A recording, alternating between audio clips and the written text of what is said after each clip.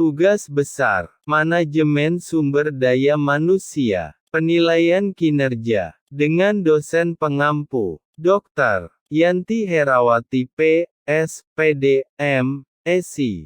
Perkenalkan kami dari kelompok 1. Dengan beranggotakan, Ardian Raharja, Andik Purnomo, Maulana Hasanuddin S. Nasya E. Penilaian kinerja. Manajemen kinerja adalah proses mengonsolidasikan penetapan tujuan, penilaian dan pengembangan kinerja ke dalam satu sistem tunggal bersama, yang bertujuan memastikan kinerja karyawan mendukung tujuan strategis perusahaan. Manajemen kinerja ini merupakan praktik manajer mendefinisikan tujuan dan pekerjaan karyawan, mengembangkan kemampuan karyawan serta mengevaluasi dan memberikan penghargaan pada usaha seseorang yang keseluruhannya ada dalam kerangka bagaimana seharusnya kinerja karyawan berkontribusi untuk mencapai tujuan-tujuan perusahaan. Jadi singkatnya, menurut Dassler manajemen kinerja performance management adalah proses terus-menerus untuk mengidentifikasi, mengukur, mengembangkan kinerja individu dan tim, dan menyelaraskan kinerja mereka dengan sasaran organisasi. Metode-metode penilaian prestasi kerja. Penilaian prestasi kerja berorientasi pada masa lalu. Penilaian prestasi kerja berorientasi pada masa depan. Penilaian prestasi kerja berorientasi pada masa lalu. Melalui metode ini manajer menilai dengan menggunakan data masa lalu untuk menentukan seberapa besar produktivitas seorang karyawan. 1. Rating skala. Skala penilaian. 2. Checklist. 3. Metode peristiwa kritis. 4. Metode peninjauan lapangan. 5. Tes dan observasi. 6. Metode evaluasi kelompok. Penilaian prestasi kerja berorientasi pada masa depan. Metode penilaian prestasi kerja berorientasi masa depan memusatkan prestasi pada masa yang akan datang melalui penilaian potensi karyawan dan penetapan sasaran kerja yang sesuai dengan jabatan karyawan. Penilaian diri. Penilaian psikologis. Teknik pusat penilaian.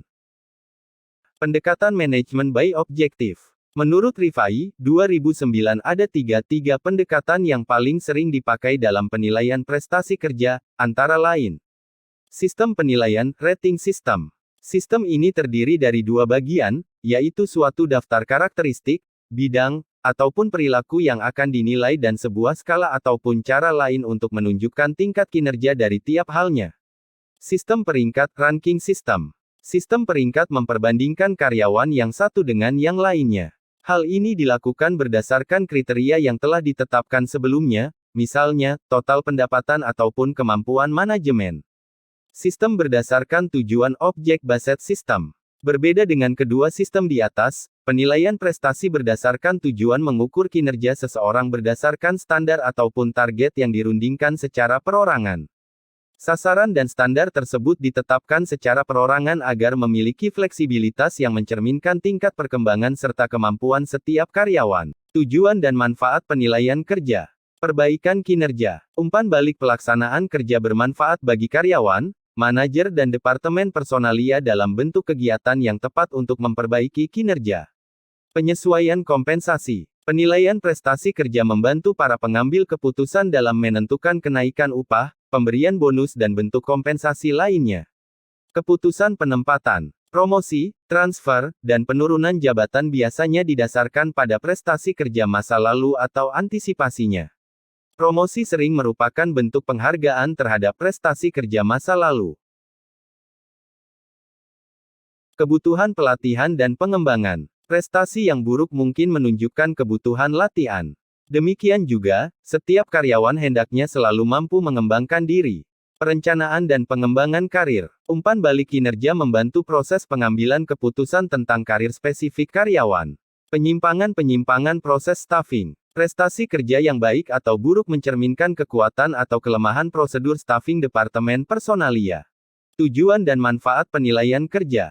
Ketidakakuratan informasional. Suatu prestasi kerja yang buruk dapat mengindikasikan kesalahan dalam informasi analisis pekerjaan, rencana SDM, atau hal lain dalam sistem manajemen personal. Kesalahan rancangan pekerjaan. Prestasi kerja yang buruk merupakan suatu gejala dari rancangan pekerjaan yang keliru. Kesempatan kerja yang sama. Penilaian prestasi kerja secara akurat akan menjamin keputusan-keputusan penempatan internal diambil tanpa adanya perbedaan. Tantangan-tantangan eksternal. Terkadang penilaian prestasi kerja dipengaruhi oleh faktor-faktor di luar lingkungan kerja, seperti keluarga, kesehatan, kondisi keuangan atau masalah-masalah yang berhubungan dengan pribadi lainnya. Dengan penilaian prestasi Departemen Personalia dapat menawarkan bantuan. Umpan balik pada SDM. Kinerja yang baik dan buruk di seluruh organisasi mengindikasikan bagaimana baiknya fungsi Departemen SDM yang diterapkan. Indikator prestasi kerja. Kualitas kerja. Kualitas kerja terdiri dari kehalusan, kebersihan, dan ketelitian pekerjaan. Sehingga dapat dikatakan bahwa karyawan yang prestasi kerjanya tinggi, maka mereka cenderung dapat menyelesaikan pekerjaan dengan kualitas yang tinggi. Misalnya adalah karyawan sudah memahami pekerjaan dengan baik. Kuantitas kerja. Kuantitas kerja adalah jumlah atau banyaknya pekerjaan yang dihasilkan karyawan. Oleh karena itu salah satu alat untuk mengetahui karyawan yang mempunyai prestasi kerja yang tinggi dapat dilihat dari banyaknya pekerjaan yang dapat dihasilkan atau diselesaikan.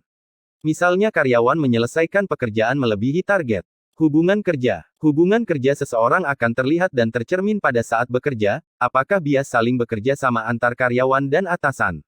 Keandalan kerja. Keandalan kerja seseorang akan terlihat dan tercermin pada saat bekerja, apakah dapat melakukan pekerjaan tersebut dengan mengikuti instruksi pimpinan, dapat berhati-hati dalam bekerja serta mempunyai inisiatif yang tinggi.